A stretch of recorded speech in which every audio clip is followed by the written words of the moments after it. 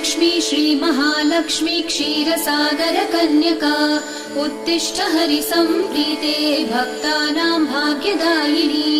श्रीलक्ष्मी श्रीमहालक्ष्मी क्षीरसागरकन्यका उत्तिष्ठ हरिसम्प्रीते भक्तानां भाग्यदायिनी।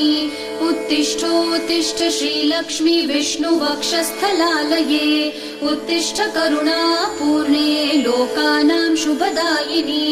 उत्तिष्ठोत्तिष्ठ श्रीलक्ष्मी विष्णुवक्षस्थलालये उत्तिष्ठ करुणापूर्णे लोकानां शुभदायिनी।